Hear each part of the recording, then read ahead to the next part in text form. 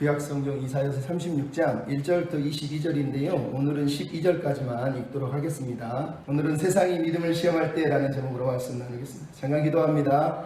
사랑하는 아버지, 오늘도 우리가 말씀 앞에 섭니다. 은혜를 부어주시고 아버지의 뜻을 분별하여 알게 하시고 또 연약한 모습들은 가리시고 주님만 영광을 받으시옵소서. 성령의 특별히 듣는 길을 주셔서 하나님의 뜻을 분별하게 해주시옵소서. 부탁하며 예수님의 이름으로 기도하옵나이다. 아멘. 말이라는 것은 무섭습니다. 오늘 본문을 우리가 쭉 읽어봤지만 가히 말의 전쟁이라고 하는 말싸움을 지금 우리가 잠깐 사실은 듣고 있습니다. 말이 중요한 건 말 한마디로 천냥빚도 갚지만 말 한마디로 사람을 죽이기도 한다는 것입니다. 왜냐하면 말은 단순하게 소리가 아니라 거기에 그 사람의 생각과 의도와 목적과 모든 것들이 다 들어있어서 그런 거거든요. 우리가 아는 이 말 한마디로 천냥빚을 갚는다는 이야기의 기원이라고 그럴까요? 그런 비슷한 이야기를 추적해가면 고려 993년 10월에 거란족이 우리나라를 쳐들어왔을 때 소선영이라고 하는 거란 대표와 고려의 성종이라고 6대 임금의 신하였던 서희가 만나서 담판을 지었을 때 이야기를 잘 알고 있어요. 소선영은 거란 대표로 찾아와서 이런 얘기를 합니다. 고구려 땅은 우리 땅인데 왜 너희들이 차지하고 있느냐? 너희들은 남의 땅을 차지하면서 왜 송나라하고 무역을 하느냐라고 화를 내면서 엄청난 대군을 끌고 옵니다. 그때 서희가 얘기합니다. 무슨 말이냐? 고구려 땅은 우리 땅이다. 고려는 고구려를 계승한 나라다. 땅으로 따지자면 당신들이 살고 있는 거란도 우리 땅이다. 어찌하여 그 땅을 당신 땅이라고 이 땅을 당신 땅이라고 말하느냐? 우리가 당신 땅과 거란과 무역을 하고 싶지만 못하는 이유가 뭔지 아느냐? 거란과 우리 사이에 여진족이 있어서다. 그 여진족을 우리가 함께 쳐부시게 되면 우리는 송나라로 가지 않고 당신 나라로 갈 것이다. 그러니 군대를 물리고 여진을 쳐부숩시다. 이렇게 얘기를 해버린 거예요. 그랬더니 거란의 소선영이 거기서 설득을 당합니다. 아, 여진 때문이구나. 그래서 그 엄청난 대군을 뒤로 물리게 됩니다. 그래서 수많은 사람들이 죽을 위기에 놓였을 때 서희가 그것을 단판을 지어서 수많은 사람들을 구해낸다는 거죠. 참 놀랐습니다. 말의 전쟁, 그러면 또 하나 떠오르는 게 사실은 2017년 10월에 개봉했던 영화 남한산성이 있습니다. 남한산성은 인조 14년을 배경으로 하고 있습니다. 병자호란이 일어나서 청나라가 쳐들어와서 이 나라를 집어삼켰을 때 인조와 정부 대신들이 모두 남한산성으로 행궁을 해서 남한산 행궁에 대피해서 저 남한산성에서 벌벌벌 떨면서 숨어 지내던, 말 그대로 추위에 기근에 가난에 먹을 것이 없어도 백성들은 오랑캐에 죽고 기근에 죽고 다 죽어가고 있을 때 인조는 그리고 정부 관료들은 자기 생명을 살리려고 행궁으로 숨어 들었다는 거죠. 말 그대로 새장에 갇힌 꼴이에요. 그냥 남한산성 하나만 달랑 남고 나머지가 다 청나라가 집어삼켜버린 듯한 그런 상황에 놓여있던 시절을 보여주고 있어요. 근데 재밌는 건 이 영화가 1636년 12월 13일에 일어났던 청나라의 병자호란, 딱 47일 만에 끝나버리긴 하지만 그 병자호란 때 국론이 분열되어 있었다는, 한쪽에서는 청나라와 전쟁을 해야 된다, 한쪽에서는 항복을 해야 된다라고 얘기를 합니다. 영화를 보면 그 중에 우리가 잘 알고 있는 청나라와 항복하자라고 얘기하는 이조판서 최명길, 이병헌 씨가 연기를 했는데 이런 얘기를 합니다. 전하, 죽음은 견딜 수 없고 치욕은 견딜 수 있는 것입니다. 죽지 말고 치욕을 견딥시다. 우리가 왜 만 백성과 동구로 함께 죽을 각오를 해야 됩니까? 신의 문서는 글이 아니고 길입니다. 전하가 이 길을 밟고 걸어가십시오. 적의 아가리 속에서도 삶은 존재하고 죽음은 가볍지 않습니다. 지독한 겨울을 지나면 봄을 맞을 수 있을 것입니다. 무엇이 임금입니까? 임금이란 오랑캐의 발밑에 들어가서라도 제 나라 백성이 살아서 걸어갈 길을 열어주는 자, 그 사람이 신하와 백성이 마음으로 따를 임금이 아니겠습니까? 그러니 전하, 강한 자가 약한 자에게 못할 짓이 없는 것처럼 약한 자도 살아남기 위해서는 못할 짓이 없는 것입니다. 항복합시다. 이렇게 얘기합니다. 그때 예조판서인 김상원이 김윤석 씨가 연기를 하는데 이렇게 얘기합니다. 전하, 명길의 말은 삶을 말하는 것이 아니라 죽음의 길을 얘기하는 것입니다. 한나라의 군왕이 어찌 치욕스럽게 삶을 구걸합니까? 정녕 전하께서는 칸의 신하가 되시겠습니까? 죽음은 가볍지만 치욕적인 삶은 가볍지 않습니다. 하룻밤을 버티지 못하고 어찌 무릎을 꿇으려 하십니까? 새로운 것들은 낡은 세계가 다 부서질 때 비로소 생기는 것입니다. 라고 전하를 설득합니다. 인조는 이 두 사이에서 갈등을 합니다. 죽음이 가볍고 치욕이 무겁다는 사람과 죽음은 무겁지만 치욕은 가볍다고 말하는 그 사이에서 어찌할 바를 모르는 거예요. 근데 영화에서 선 알세라고 하는 고수라고 하는 배우가 연기한 한 백성의 이야기가 나와요. 백성이 이런 얘기합니다. 우리는 벼슬아치를 믿지 않소. 왕을 위해서 이 일을 나는 하고 있는 것도 아니오. 사대부들이 명을 섬기든 청을 섬기든 우리는 상관이 없습니다. 우리가 원하는 건 봄에 씨를 뿌리고 가을에 거두고 겨울에 배가 굵지 않는 삶을 사는 것입니다. 이렇게 얘기합니다. 전혀 다른 시각을 가진 백성이 있어요. 그리고 거기에 또 한 명 김시백이라고 하는 장군이 이런 얘기를 합니다. 우리가 싸우는 이유는 살기 위해서 싸우는 것이 아니라 나라를 지키기 위해서 싸우는 것입니다. 여러분, 우리는 지금 4명의 전혀 다른 사람들의 이야기를 듣고 있습니다. 이게 우리 시대의 사람들의 목소리이기도 합니다. 그리고 이게 오늘 우리가 보고 있는 이사야 시대의 목소리이기도 합니다. 한 사람은 항복하자고 얘기합니다. 한 사람은 싸우자고 얘기합니다. 백성은 아니다. 누가 왕이 돼도 상관없다. 먹고 살게만 해달라고 얘기합니다. 군인들은 명예를 지켜야 된다고 얘기합니다. 여러분, 우리가 아는 병자호란은 딱 47일 만에 끝나서 1637년 1월 30일 날에 끝납니다. 인조는 결국은 황제 앞에 나아가서 엎드려서 우리가 아는 삼전도 굴욕을 당합니다. 저기 송파구 삼전동에 석천동에 있는 삼전도비에 가면 이렇게 써 있습니다. 대청황제 공덕비. 인조는 청황제 앞에 머리를 3번씩 땅에 대고 절을 하면서 불복을 하면 삼배고구두례라고 하는 절을 합니다. 네, 사람들이 얘기합니다. 땅에 이마를 댄 게 아니라 사실은 피가 나도록 이마로 땅을 찌었다고 얘기합니다. 그렇게 굴욕을 당한 거예요. 그게 삼전도 굴욕. 세상의 엄청난 위기 앞에서 인조와 백성들은 결국 항복을 하고 이마가 피가 철철 나도록 굴욕을 당한 일이 벌어져요.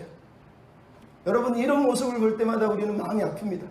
하지만 오늘 본문 속에서 우리는 이런 이야기를 성경시대에 듣고 있습니다. 엄청나게 강력한 거대한 아수르가 남유다를 다 집어삼켜버렸습니다. 사마리아는 멸망한 지 아주 오래입니다. 이제 딱 하나 남아있는 게 예루살렘 성 달랑 하나 남았습니다. 왜냐하면 아수르가 쳐들어와서 유다의 모든 성읍을 다 점령해버리고 모든 사람을 수탈하고 약탈하고 이제 오늘 본문에 주전 701년 히스기야 14년, 인조 14년처럼 히스기야 14년에 아수르가 쳐들어와서 예루살렘을 포위하고 예루살렘만 달랑달랑 생명이 유지되어서 남아있는 거예요. 오늘 본문의 이야기를 우리가 들으면 얼마나 심각한 상황인지를 랍사게가 던지는 이 말을 가만히 들어보면 랍사게의 말 속에서 얼마나 심각한 비방과 조롱까지도 섞여 있는지를 우리는 다 들을 수가 있단 말이에요. 그럼 여러분, 이 본문을 우리가 읽을 때 이해해야 될 게 하나 있습니다. 뭐냐? 우리는 이미 이사야서 1장부터 35장을 다 읽었고 배워봤어요. 이사야서의 1장부터 35장의 주제는 하나는 누가 왕이냐, 하나는 우리는 누구를 믿을 것이냐 라는 것이에요. 이사야는 계속 하나님은 왕이고 우리는 하나님을 믿어야 된다라고 얘기하고 있는 거예요. 열방의 통치자인 하나님은 우리도 통치하시는 왕이라는 거예요. 그분을 믿어야 된다는 거예요. 하지만 오늘 본문에 나오는 랍사게의 연설 속에 드러나는 건 하나님을 믿을 수 없다는 거예요. 그 무엇도 믿으면 안 된다는 거예요.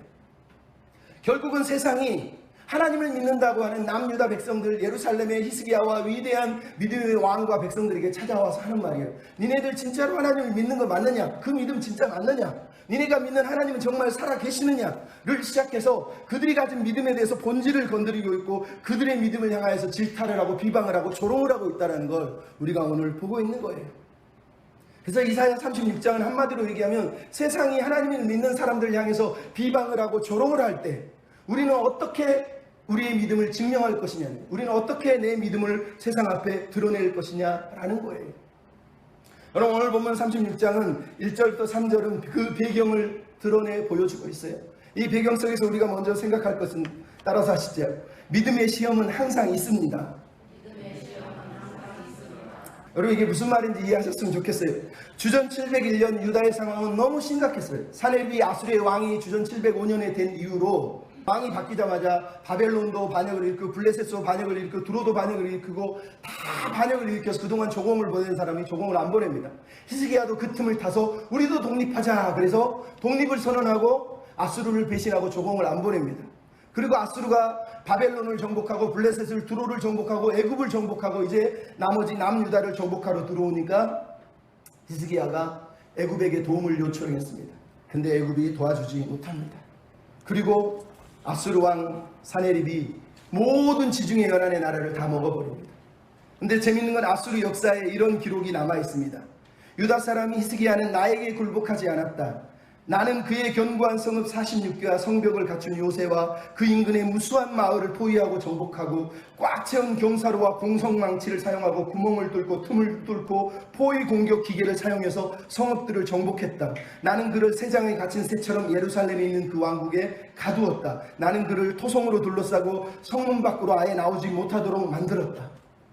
히스기야는 두려움에 가득 차서 찬란한 나의 주권에 압도되어서 훗날 나에게 니느웨라고 하는 나의 수도로 예루살렘에 있는 금 30달란트, 800달란트, 보소, 그리고 온갖 보물들, 상하 침대, 궁중의 여인들, 노래하는 여자와 남자들을 보냈다. 그렇게 그는 조공을 보내고 복종의 표시로 사신을 보내왔다. 이렇게 아수르 역사에 기록이 되어 있습니다.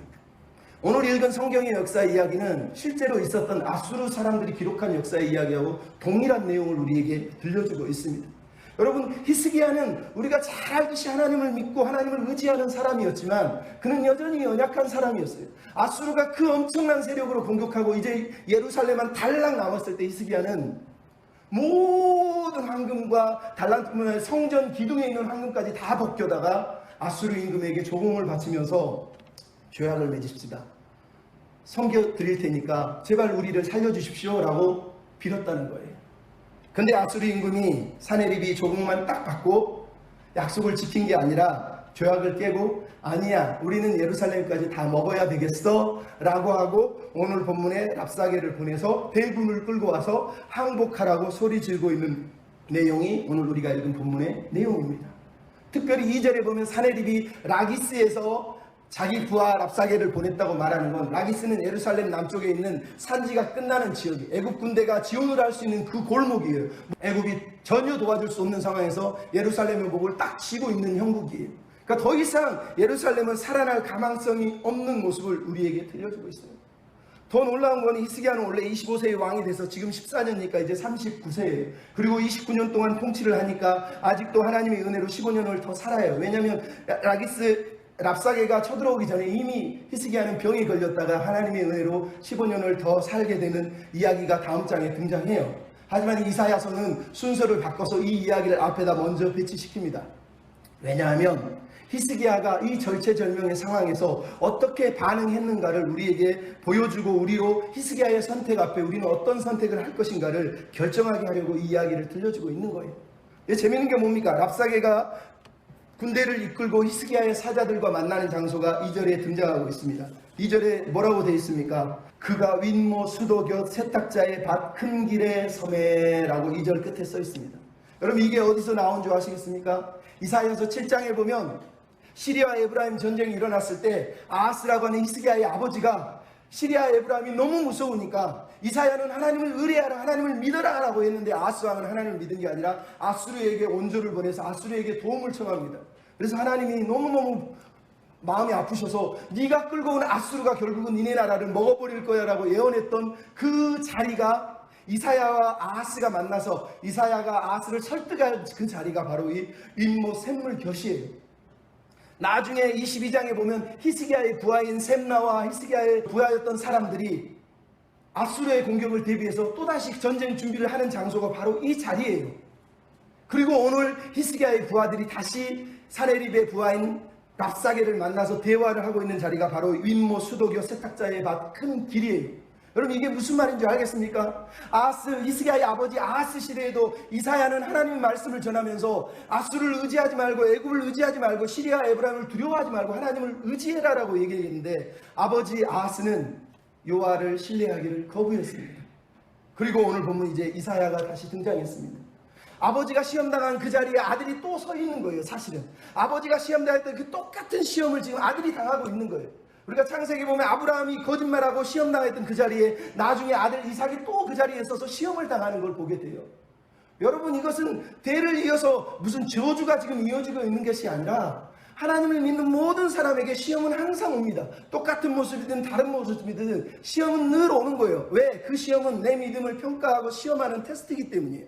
아하스는 그 테스트에서 떨어졌어요. 왜? 하나님을 신뢰하지 않았으니까. 하지만 오늘 본문 우리가 읽은 이사야서는 히스기야가 아버지 아하스와는 전혀 다른 선택을 했다는 거예요. 물론 우리가 아직 37장을 읽지 않았지만 36장만 딱 보았을 때 히스기야는 과연 어떤 선택을 할까? 그는 믿음으로 하나님 앞에 반응한 사람이라는 걸 이제 37장을 보면 읽게 돼요.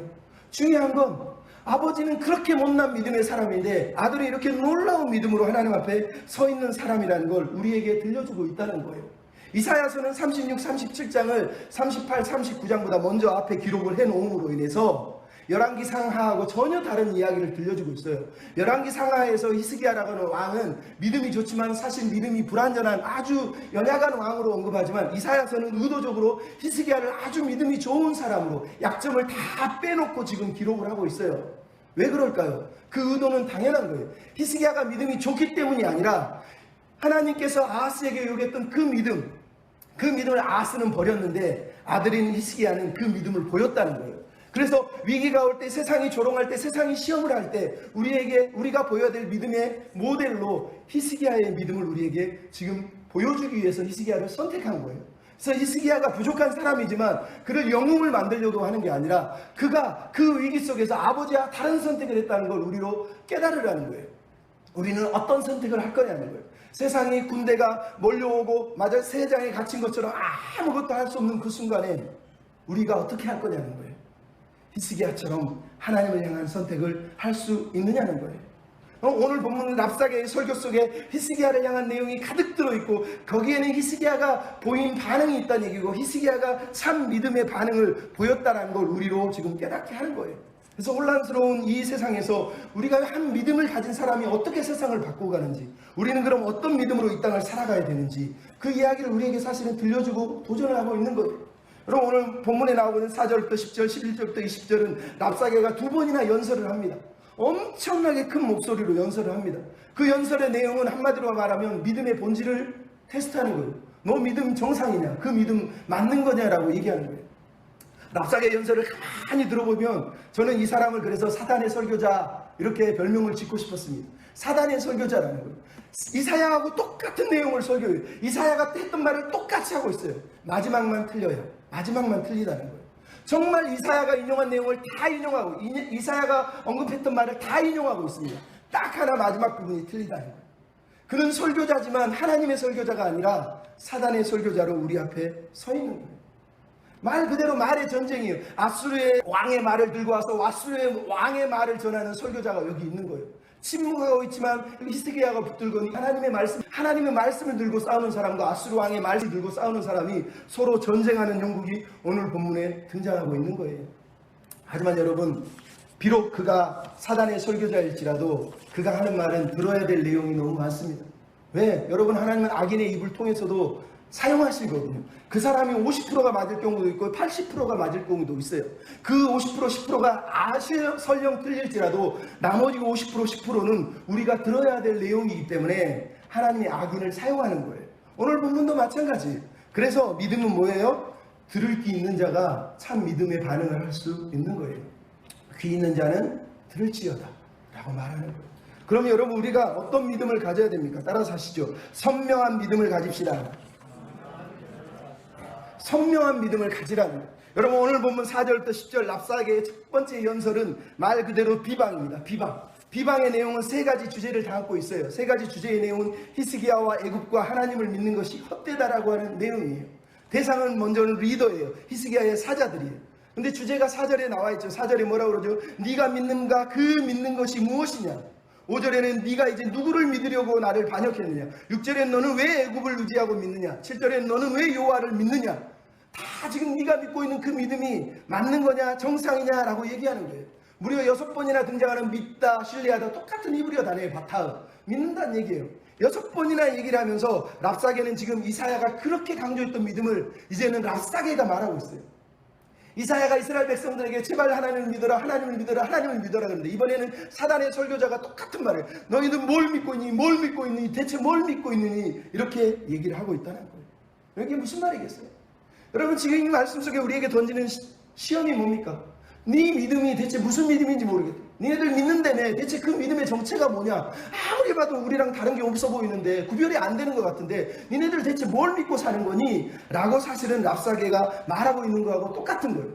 또 한면으로는 굳이 그렇게 믿고 살지 않아도 된다. 쉬운 길이 있다. 편한 길이 있다. 그냥 항복하면 편하게 살 수 있는데 왜 그렇게 질질거리며 사니? 라고 우리에게 던지는 믿음의 시험이란 말이에요. 여러분, 세상은 여전히 우리에게 이런 질문을 던집니다. 오늘도 우리에게 그런 질문들을 하여 사단도 세상도 똑같아요. 네 믿음 그거 정상이냐? 왜 그렇게 사니? 꼭 그렇게 살아야 되니? 그게 진짜 믿는 거 맞니? 항상 우리에게 물어보는 거예요. 왜요? 우리가 너무 흐리멍텅하니까, 우리가 우리 자신을 선명하게 보여주지 않으니까, 내 믿음이 진짜인지 가짜인지를 세상 앞에 보여주지 않으니까 결국은 사단이, 세상이 우리에게 물어보는 거예요. 너 그 믿음 정상이냐? 그게 하나님 믿는 거 맞는 거냐? 왜 그따구로 사니? 그러려면 나랑 같이 살자. 나랑 별로 다를 게 없네 라고 말하는 거하고 똑같은 거라는 거예요. 그래서 여러분, 우리에게 필요한 게 선명한 믿음을 우리는 보여주며 살아야 되는 거예요. 하나님 믿는 사람들이 하나님을 믿는 그 믿음을 세상 앞에 선명하게 드러내지 않기 때문에 세상이 조롱하고 비웃고, 야, 저 하나님 믿는 게 저런 거라고 그러면서 우리를 깔보는 거예요. 여러분, 사단은요, 한 번 시험했다고 물러가지 않아요. 아하스 한 번 시험했다고 물러가지 않아요. 아브라함 한 번 시험했다고 물러가지 않아요. 예수님 한 번 시험했다고 물러가지 않아요. 계속 찾아와서 또 시험하고 십자가에 돌아갔을 때까지 시험하는 게 사단이에요. 사단은 성실해요. 악마는 성실하단 말이에요. 근데 하나님을 믿는 사람들이 자기 믿음에 성실함도 없고 깨끗함도 없고 선명함도 없고 내가 뭘 믿는지도 모른 채 살아가면 얼마나 부끄럽습니까? 여러분, 선명한 믿음을 가지고 살아갑니까? 선명한 믿음이 필요해요. 옛날에 무사대회를 열었는데 딱 3명이 무사가 뽑혔습니다. 그래서 1등을 뽑기로 했어요. 한 명이 칼을 딱 빼서 막 휘둘렀더니 파리가 두 동강이 딱 나서 뚝 떨어졌습니다. 두 번째 무사가 칼을 빼서 또 막 휘둘렀더니 이번에는 파리가 4동강이 나서 뚝 떨어졌습니다. 마지막 3번째 검사가 딱 칼을 빼서 딱 휘졌는데 파리가 뚝 떨어지더니 다시 푸르르 날아갔습니다. 사람들이 왜 그랬더니 그 무사가 그랬습니다. 쟤는 알을 못 가요. 목적이 뭔지 아시죠? 그 예리한 지점을 찔러서 죽였다는 얘기를 사실은 하고 있는 거예요. 여러분, 우리에게도 정말 예리하고 선명한 믿음으로 하나님 앞에 살아내는 그런 믿음이 필요합니다. 오늘 보는 랍사게의 질문 속에 5절, 8절에 등장하는 게 뭡니까? 너는 누구를 믿고 나를 반역하느냐라는 거예요. 5절은 뭐라 그러죠? 네 계략과 용맹은 말뿐이고 허사다라고 얘기합니다. 8절은 뭐라 그러니까 너에게 말 2,000발을 주어도 탈 사람도 없고 총도 한 사람도 이길 능력이 없다고 얘기합니다. 여러분, 이게 랍사게 설교의 첫 번째 주제예요. 너는 아무 능력도 없는데, 네 힘도 없는데 뭘 너를 믿고 까부냐, 이 얘기예요. 여러분, 이 말이 틀린 말입니까? 이사야가 했던 말이잖아요. 네 힘을 의지하지 말고, 네 지혜를 의지하지 말고, 네 계획을 의지하지 말고, 사람을 의지하지 말고. 이사야 말과 랍사게 말은 하나도 틀린 게 없어요. 네 계획, 네 용맹, 네 힘, 말을 탈 자, 능력자를 의지하지 말라고 이사야도 말하고 있고, 오늘 랍사게라고 하는 사단의 설교자도 똑같은 얘기를 하고 있어요. 두 번째는 뭔 얘기합니까? 6절에 애굽은 상한 갈대고 지팡이다. 왜 애굽을 의지하느냐? 애굽을 믿어봤자 허무하다 얘기합니다. 9절에도 똑같이 애굽에서 기병과 병거를 보내줄 것 같으냐? 절대로 안 보내준다는 거예요. 애굽을 의지해봤자 무의미하다는 거예요.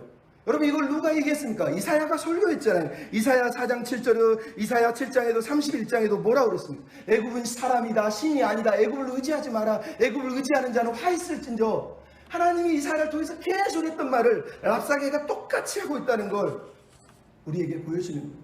여러분, 왜 하나님의 설교자와 사단의 설교자가 똑같은 말을 합니까? 그게 우리의 똑같은 문제라는 거예요. 칼빈이 이 부분을 주석하면서 이렇게 얘기했습니다. 이사야와 같은 사람의 선의의 가르침을 받으려 하지 않는 사람들에게는 결국은 대적의 오만한 입술을 통해서 똑같은 가르침을 받게 될 것이라는 거예요. 여러분, 하나님의 말씀이 들려올 때 거부하면 온수의 입을 통해서 하나님 우리를 조롱하시면서까지 말씀하신다는 얘기를 하고 있는 거예요. 그래서 여러분, 우리 삶을 돌아봐야 돼요. 우리가 어떤 믿음으로 살지, 어떤 믿음으로 살아야 될지. 계속 사람을 의지하고 애굽을 의지하고 살면서 그게 맞다고, 그게 괜찮다고, 그게 믿음이라고 말하는 건 하나님 보시기에 부끄러운 거예요. 한 아들이 학교 끝나고 집에서 돌아와서 어머니한테 근엄하게 했어요. 엄마, 내가 미술가가 좋아, 음악가가 좋아? 엄마가 고민하다가 얘가 꿈이 생겼구나. 그래, 나는 둘 다 좋은데. 그랬더니 아이들이 성적표를 딱 보이면서 엄마, 나 미술가 음악가야, 이러더라는 거예요. 여러분, 사람을 의지하는 거나 애굽을 의지하는 거나 다 똑같이 그냥 가예요. 미술가, 음악가라는 거예요. 우리에게 필요한 건 정말 하나님이 의지하지 말라고 하는 걸 의지하는 어리석은 사람이 되면 안 된다는 거예요. 근데 오늘 본문에 사단의 설교자의 본질이 등장하죠. 7절, 10절에 등장합니다. 7절의 내용이 뭡니까? 히스기야가 하나님의 산당과 제단을 다 무너뜨렸으니까 10절 내용이 하나님이 나를 보내서 아수르왕 사네립을 보내서 너희를 공격하라고 한 게 하나님의 뜻이야 라고 지금 얘기를 하고 있습니다. 여러분, 이 말은 틀린 말이에요? 만든 말이에요? 부분은 맞고 부분은 틀립니다. 왜? 이사야가 계속 설교했던 내용이 뭡니까? 너희가 하나님을 믿지 않으면 하나님이 아수르를 불러서 너희들을 책망하고 몽둥이로 너희를 때리고 너희를 멸망할 거라고 얘기했어요. 말 그대로 아수르는 하나님의 뜻대로 부름받은 사람들이라는 건 정확하게 맞죠. 근데 중요한 건 뭐예요? 이 사람들이 하는 말 속에는 트릭이 들어있죠. 히스기야가 하나님의 산당과 제단을 무너뜨리기 때문에 하나님이 진노해서 너희를 멸망시킨다는 거예요. 여러분, 이게 무슨 말이에요? 아수르는 다신론을 믿어요. 수많은 우상을 섬겨요. 그들의 생각은 뭐예요? 신이 많을수록 복을 많이 받고, 신이 많을수록 더 안전하고, 신이 많을수록 모든 게 다 보장이 된다고 믿는 사람들이에요. 근데 여호와 하나만 딱 남겨놓고 여호와 하나만 딱 믿게 했으니 그 하나님이 화가 나서 너희들 지금 벌하려고 우리를 불렀다라고 얘기를 하는 거예요. 지금 이 사람의 본질이 이제 드러나고 있는 거예요. 세상이 우리를 조롱할 때 조롱의 핵심은 뭐예요? 그렇게 살지 말라는 거예요. 세상 방법 다 동원해서 성공할 수 있는 방법 다 동원하고 치사하고 유치하든지 상관없다. 수단 방법 다 동원해서 성공해라. 그리고 복 받았다고 얘기하라는 거예요. 하나님이 축복해 주셨다고 말하는 거예요. 사기쳐도 되고 거짓말 쳐도 되고 남과 손 잡아도 상관없으니까 부자 돼서 나 이렇게 복 받았다고 얘기하라는 거예요. 여러분, 이게 사단이 우리에게 던지는 설교 내용인 거예요. 그렇게 예수 안 믿어도 된다는 거예요. 그냥 세상 다 잡고 우상이랑 우상 다 잡고 그래서 성공해서 사는 게 복 있는 거지. 하나님 한 분 믿겠다 그러면서 이것저것 다 던지고 나서 이렇게 수치를 당하면서 왜 그렇게 사느냐라고 믿음의 질문을 우리에게 하고 있는 거라는 거예요. 여러분, 이 땅에 이런 사탄 사이비 설교자들이 얼마나 많습니까? 교회에 서가지고 하나님이 믿는다 그러면서 복 받으십시오, 축복 받으십시오, 이것 받으십시오, 저것 받으십시오.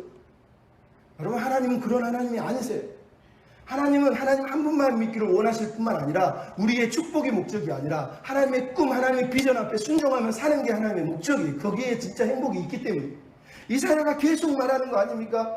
저 아수르는 너희들 징계하려고 데렸다. 징계하려고. 징계를 왜 합니까? 자식이니까. 자식이 잘 되기 위해서 징계한다는 거예요. 이사야의 설교는 하나님의 아수르를 데려온 이유가 징계를 해서 거룩한 백성으로 삼으려고 데려왔다고 말하는 거예요. 근데 랍사게는 뭐라고요?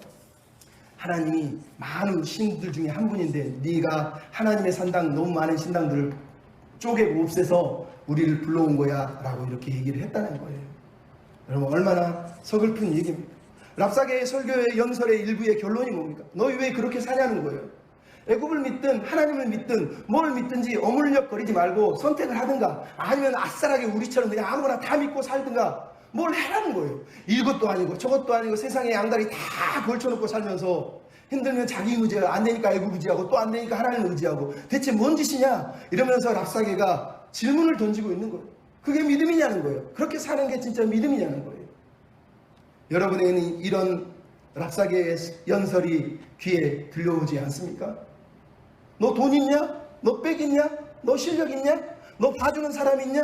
능력도 없는데 뭐 잘났다고 그렇게 뭐 믿는다고 그렇게 고개 뻣뻣하게 들고 거룩한 척 사냐? 돈 있어? 우리처럼 복 받아봤어? 누려봤어?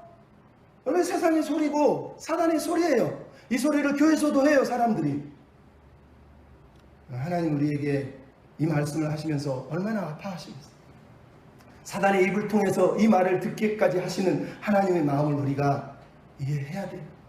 세상의 평가가 다 나쁩니까? 교회를 욕하는 게 다 나쁩니까? 아니요. 거기에는 우리가 그만큼 못 살았다는 얘기예요. 우리가 그만큼 선명하지 않았다는, 그만큼 우리가 투명하지 않았다는 거예요. 그래서 그 중에 50%가 정답이고 70%가 정답이고 80%가 정답인 거예요. 100%는 아니어도. 그래서 우리는 귀를 기울여야 돼요. 세상이 우리를 바라보시는 시선이 있다는 건 그만큼 우리를 기대한, 우리가 그만큼 뭔가 다른 존재라는 걸 인식하고 있는 거예요. 말 그대로 저 사람들은 좀 달라야 되지 않느냐라는 걸 어떤 면에서는 가지고 있는 거예요. 근데 그렇게 안 사니까 랍사게의 입을 통해서, 사단의 입을 통해서 우리를 조롱하는 거 아니겠습니까? 우리는 정신을 차리고 하나님 앞에서 우리 자신을 돌아봐야 됩니다. 따라서 세상의 유혹을 거부합시다. 참 믿음으로 사는 건 선명한 믿음뿐만 아니라 세상의 유혹을 거부해야 돼요. 여러분, 오늘 11절부터 20절 우리가 읽지 않았지만 부분만 읽었지만 전체 내용은 세상을 랍사게가 이스라엘 백성을 조롱하면서 비방하면서 그 사이에다가 달콤한 유혹을 딱 집어넣고 항복을 요구하고 있다는 거예요. 여러분, 첫 번째 랍사게가 조롱한 게 11절 12절의 내용이 나오죠. 막 랍사게 소리 지르니까 히스기야 신하들이 아람 방언으로 하고 유다 방언으로 하지 말아주세요 그랬더니 랍사게가 더 신나가고 유다 방언으로 막 소리를 지르면서 이 똥을 먹을 것들아, 이 소변을 먹을 것들아 그러면서 이스라엘 백성들을 조롱을 하고 있어요. 무슨 얘기입니까? 니네들 개만도 못하다는 거예요. 니네들 힘도 없고 능력도 없고 개만도 못하게 살다가 죽을 건데 니네들 왜 그렇게 사느냐. 전쟁이 일어나면 니네가 결국은 백성이 뒤집어 쓸 건데 그렇게 살면 되겠느냐. 지금 분열을 조장하는 거예요. 리더들을 비판하게 하고 리더들을 믿지 못하게 하고 히스기야를 욕하게 만들려고 랍사게가 큰 소리로 지금 조롱을 하고 있는 거예요. 말 그대로 왜 남한테 피해를 주느냐 이거예요. 네 혼자 곱게 믿고 싶으면 곱게 믿지 왜 남까지 힘들게 하느냐는 거예요. 랍사게의 설교의 내용이 저 백성들이 뭐가 죄가 있다고 저 사람들 똥 먹이고 소변 먹여가지고 그렇게 고통받게 하려고 히스기야 너는 믿음이 좋은 척 까부느냐 이 얘기를 하고 있는 거라는 거예요.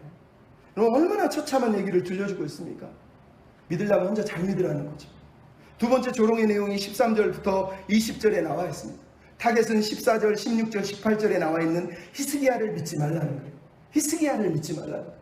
여러분, 우리는 지금 계속 이 대상이 히스기야라는 걸 기억해야 돼요. 랍사게가 지금 사네립의 말을 전달하는 내용이 뭡니까? 히스기야를 믿지 말라. 히스기야를 믿지 말라. 왜요? 여러분, 믿음의 사람이 가장 무서운 거거든요. 사단은 다른 리더를 무서워하지 않아요. 믿음 없는 리더요 웃어요. 그냥 까불어. 아이고 혼자 잘났네. 그래 많이 누려라. 많이 먹어라. 그래 혼자 즐겨라 이래요. 하지만 믿음의 리더를 볼 때 사단은 끊임없이 공격하고 그를 끊임없이 무너뜨리고 그를 끊임없이 깨뜨리려고 하는 거예요. 그래서 백성들과 이간질을 하는 거 아닐까? 랍사게의 내용은 한마디로 히스기야 믿지 말라. 히스기야는 무능하다는, 히스기야는 이스라엘을 구원할 능력이 없다는 거예요. 근데 이 말은 틀린 말이 아니에요. 왜? 이사야도 그랬거든요. 사람을 의지하지 말라는 거예요. 아하스도 왕이 아니고 히스기야도 구원자가 아니고 그 누구도 구원자가 아니에요. 구원자는 하나님 한 분뿐이라는 거예요. 리더가 있는 건 나를 믿어라고 있는 게 아니라 함께 하나님을 믿읍시다라고 존재하는 게 리더라는 거예요. 근데 지금 랍사게는 이 히스기야를 무너뜨리려고 공격을 하고 있는 거죠. 그러면서 유혹을 하나 딱 던졌습니다. 그게 바로 16절로 17절이에요.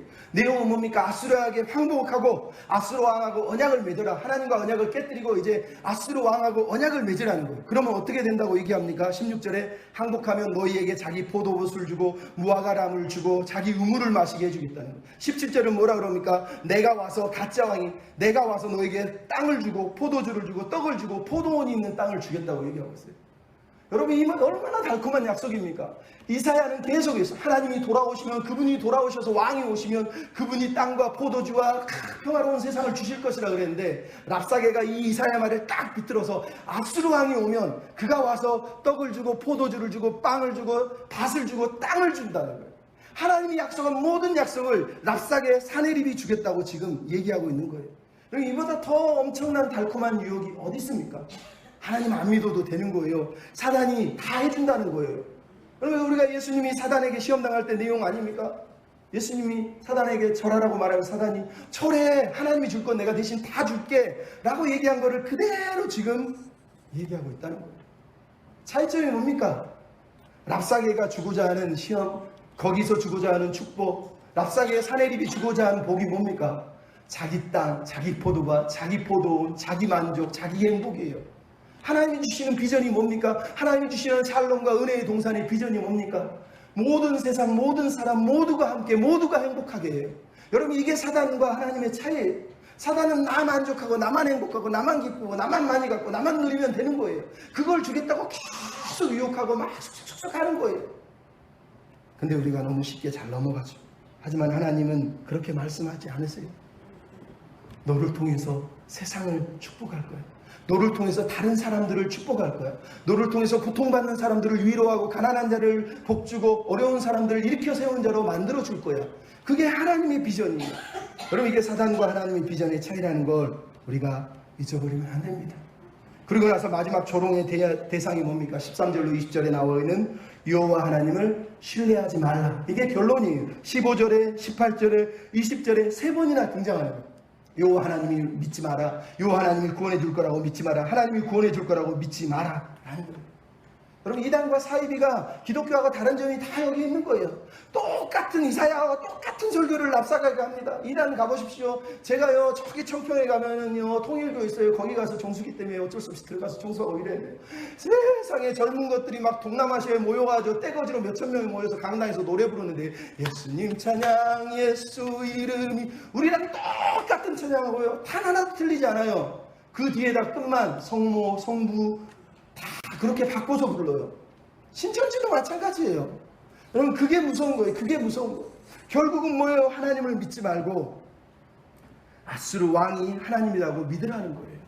그럼 그래서 오늘 본문에 지금 하고 있는 말이 뭡니까? 15절, 18절, 20절 말 19절에 열국의 모든 신들이 아수르 왕 앞에 굴복당했다. 뿐만 아니라 20절에 뭐라고 그러죠? 사마리아도 그랬다는 거예요. 그래서 여호와는 많은 신들 중에 그냥 하나의 신일 뿐이야. 진짜 신은 아수르 왕이야. 그러니까 여호와를 버리고 아수르 왕인 나를 신으로 섬기면 너희들이 복을 받을 거야 라고 지금 말하고 있는 게 아수르 왕의 내용이란 말이에요. 여러분, 이게 지금 이스라엘 백성들에게 던진 믿음에 대한 도전이고 질문이고 시험이고 테스트예요. 너희들 하나님 그렇게 믿을 거면 그 하나님 믿지 말라는 거예요. 그렇게 믿어서 어차피 복도 못 받을 거, 우리처럼 누리지도 못할 거, 왜 그런 하나님을 믿느냐는 거예요. 고생하면서 그렇게 힘들어하면서 10계명 지켜가면서 뭐 거룩하게 살려고 하면 그러지 말고 그 하나님 버리고 우리처럼 살면 땅 주고 집 주고 밭 주고 넉넉하게 누리고 살게 해줄게. 그냥 우리랑 함께 살지 않겠니? 라고 말하는 거예요. 여러분, 랍사게의 질문이 던지는 믿음의 도전이 뭡니까? 결국은 똑같은 얘기예요. 하나님을 믿을 만하다고 생각하느냐? 너희들은 진짜 하나님이 충분히 강하다고 믿냐? 하나님이 진짜 구원해 줄 거라고 믿냐? 하나님이 진짜 신실하시디? 살아보니까 하나님이 정말로 네 인생 가운데 도움이 되시든? 그게 아니면 하나님 버려라, 배신해라, 그리고 우리에게 돌아오라 라고 지금 말하고 있는 거예요. 이런 조롱을, 이런 질문을 왜 받습니까? 우리가 그렇게 사니까. 하나님 믿으면서도 하나님 믿어서는 안 되는 것 같아. 하나님 믿어봐도 별거 없네. 하나님 믿는데 왜 이렇게 힘들게 살아야 돼? 하나님 나 이렇게 믿었는데 왜 나 이렇게 괴롭게 하는 거예요? 우리가 스스로 삶 속에서 막 찡그리고 얼굴 표정 보여주면서 왜 하나님 믿었는데 나 이렇게 불행할 거예요? 그러면서 세상 앞에서 내 믿음이 가짜라고 보여주니까 사람들이 그러는 거예요. 너 그따구로 살려면 내가 믿는 신을 믿으라는 거예요. 내 돈을 믿고 내 주먹을 믿고 나하고 똑같이 살자는 거예요. 뭐가 다른데? 여러분, 하지만 이사야의 설교의 내용은 뭡니까? 여호와 하나님, 전능하신 하나님, 만군의 주이시고 역사의 통치사일 뿐만 아니라 주권과 계획과 목적을 가지고 역사를 지혜로 경영하시고 우리 인생을 경영하시고 인도하시는 분이라는 거예요. 그분이 심지어 악인을 통해서 당신의 뜻을 이루려고 악인을 사용하시기까지 하지만 결국은 악인은 다 멸망시킬 거지만 하나님은 우리를 거룩한 백성으로 삼기 위해서 오늘 우리를 책망하시고 징계하시는 것이지 무능해서 힘이 없어서 안 도와주시는 분이 아니다 라고 이사야가 소리 지르고 있는 거라는 거예요. 우리는 그래서 세상이 우리를 시험하고 우리를 향해서 질문을 던질 때 내 믿음을 살펴봐야 돼요. 여러분, 세상이 던지는 말은 단순하게 육적인 말이에요. 나를 조롱하고 비웃는 건 단순하게 내가 못나서 비웃는 게 아니라 거기에 영적 전쟁이 사실은 벌어지고 있는 거예요. 왜 그렇게 살아? 왜 그렇게 살아? 뭐 애써서 그렇게 힘들게 살아? 한 번만 눈 감으면 돼. 야, 술 한 잔만 입에 딱 대면 끝나. 더 이상 안 가고. 야, 한 번만 한 모금만 빨아봐. 야, 한 번만 춤 같이 춰보자니까. 그럼 다 똑같은 얘기 아닙니까? 사단은 그냥 딱 한 번만 해보라는 거예요. 근데 그 한 번이 한 번으로 끝납니까? 아니요. 사단은 계속 얘기해요. 아유, 저 장로들 술 먹던데. 아유, 저 목사님은 나쁜 짓 하던데 왜 당신은 그렇게 살아요? 아, 저 사람은 도둑질도 하던데. 여러분, 어떻게 해서든지 믿음 없는 사람을 이용해가지고 믿는 사람을 무너뜨린 게 사단이에요. 여러분, 지금 랍사게가 이 조롱을 사마리아에게 했을까요? 사마리아한테는 안 했어요. 성경에 사마리아인들 찾아가서 랍사게가 너희들은 무슨 믿음을 가지고 있냐? 왜 하나님을 믿고 있느냐? 하나님이 도와주시든 물어본 적이 없어요. 성경에 안 나와요. 왜? 사마리아인들은 이미 영적으로 타락해서 우상숭배하고 모든 신을 다 받아들인 상태에서 721년 주전 720년 멸망을 당했어요. 사단이 볼 때는 저거는 이미 죽은 거예요. 건들 이유가 없어요. 하지만 유다 백성들, 히스기야의 하나님을, 히스기야가 믿는 하나님은, 히스기야를 따르는 사람들은 틀리다는 걸 알아요. 비웃고 조롱하고 있지만 사실은 저게 진짜면 어떡하지? 저 사람이 믿는 믿음이 진짜면 어떡하지? 하는 두려움 때문에 조롱하고 그 믿음을 없애려고 하는 거예요. 히스기야가 진짜 하나님을 믿고 있기 때문에 그 믿음을 어떻게 해서든지 무너뜨려서 저게 가짜야, 내가 진짜야 라고 말하고 싶어서 히스기야를 무너뜨리고 있는 거란 말이에요. 그럼 그 히스기야가 진짜 믿음이 있어서 그런 거예요. 내가 조롱을 당한 건 한편으로는 내가 오늘 선명하지 않아서지만 또 한편으로는 내가 그럼에도 불구하고 꾸역꾸역 하나님 앞에 계속 붙들고 있으면 세상이 그 믿음 앞에서 두려워하고 벌벌 떠는 거예요. 여러분, 그게 진짜 믿음이라니까요. 세상이 왜 우리를 조롱합니까? 다시 얘기해서 우리가 말씀대로 안 살아요. 이사야가 아무리 설교를 하고 왕궁에서 아버지가 바뀌고 우시야 시대에 아스 시대에 히스기야 시대에 므낫세 시대에 왕궁 설교자로 설교를 아무리 던져도 백성들이 귀를 막고 하나님 말씀은 필요 없다. 우리는 아수르처럼 바벨론처럼 행복하게 살고 싶다. 그러니까 하나님 말씀이 들려오지 않죠. 그러니까 하나님이 안 되니까 이번에는 아수르라고 하는 사단의 설교자를 데려와서 그 귀에 대고 소리를 지르고 있는 거예요. 여러분, 우리가 사는 길은 하나님 앞에서 진짜 믿음으로 사는 거예요. 말씀을 붙들고 사는 거예요. 따라 삽시다. 끊임없이 하나님을 선택합시다. 끊임없이 하나님을 선택해야 돼요. 여러분, 오늘 보면 21절, 22절 내용은 히스기야의 믿음의 내용은 한마디도 안 나옵니다. 근데 히스기야의 부하들이 돌아와서 보고를 하고 나서 뭐라 그럴까? 21절에 왕이 그들에게 한마디도 대답하지 말라고 했다는 거예요. 여러분, 이게 무슨 말인지 아시죠? 여러분, 민족이 무너지는 건 단 하나예요. 불평할 때 무너지잖아요. 여리고성을 돌 때 하나님이 백성들에게 입 닫아 한마디도 하지마 라고 얘기하잖아요. 히스기야가 얼마나 믿음의 사람입니까? 이미 이사야 30장에 뭐라고 그랬습니까? 주 여호와께서 말씀하시기 너희를 돌이켜 조용히 있어야 잠잠히 신뢰해야 구원을 받을 거라고 얘기했어요. 히스기야는 지금 하나님이 이사야를 통해 약속한 말씀을 믿고 있어요. 그래서 백성들한테 얘기하는 거예요. 떠들지 마. 입 닥쳐. 조용히. 잠잠히 있어. 하나님을 신뢰해라고 말하고 있는 거예요. 그는 실패한 적도 많고 넘어진 적도 많지만 지금 그는 끊임없이 하나님을 향해서 다시 믿음을 붙들고 있는 거예요. 여러분, 랍사게에 던진 설교의 내용 속에 7절에 뭐라 그러고 히스기야가 대답하기를 우리는 하나님을 신뢰하노라. 15절에 히스기야가 여호와를 신뢰하게 하려고 했다고 얘기해요. 백성들로 여호와를 신뢰하게 하려고 했다는 거예요. 뿐만 아니라 15절, 18절은 뭐라고 그래요? 히스기야가 말하기를 여호와께서 우리를 건지시리니 두 번이나 얘기했다는 거예요. 랍사게의 설교 속에 히스기야가 지금 어떤 믿음을 보이고 있는지 보여주고 있는 거예요. 그는 잠잠히 하나님을 신뢰할 뿐만 아니라 백성들에게 우리 하나님을 신뢰하자, 하나님을 의지하자, 하나님이 건져주실 거야, 참아야 돼, 버텨야 돼, 이겨야 돼 라고 지금 백성들을 붙들어 매고 있다라고 우리에게 들려주고 있는 거예요. 그럼 이게 진짜 믿음인 거예요. 진짜 믿음. 믿음의 사람들은 세상하고 막 달려가서 막 싸우는 게 아니에요. 진짜 어른들은 그렇게 안 살아요. 믿음으로 하나님을 의지하고 신뢰하고 하나님 앞에 맡겨드리고 하나님을 붙들고 기도하면서 그렇게 버텨내는 거예요. 그렇게 버텨내는 거예요. 그런 사람들을 통해서 하나님은 역사하시고 그런 사람의 믿음을 하나님이 기뻐하시고 결국은 우리가 히스기야를 구원하시고 이스라엘을 구원하신 이야기를 성경을 통해서 다 듣게 되지 않습니까?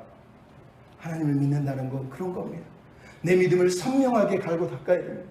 내 믿음이 정말 세상에 볼 때 선명한 믿음의 사람으로 살아야 돼요. 그러면 세상 여기저기 기웃거리지 말고 세상 유혹 막 이것저것 다 붙들고 살지 말고 하나님 신뢰하고 그 말씀 잠잠히 붙들고 그분이 원하는 시간과 그분이 원하는 방법과 그분이 원하는 때에 그분이 일하실 거야. 신뢰해. 믿어. 하나님 믿습니다. 그리고 그 자리를 지켜나갈 때 하나님이 역사하시고 하나님 우리 영혼을 새롭게 하시는 것입니다. 우리 모두가 그런 믿음의 사람들이 다 되셨으면 좋겠습니다. 네.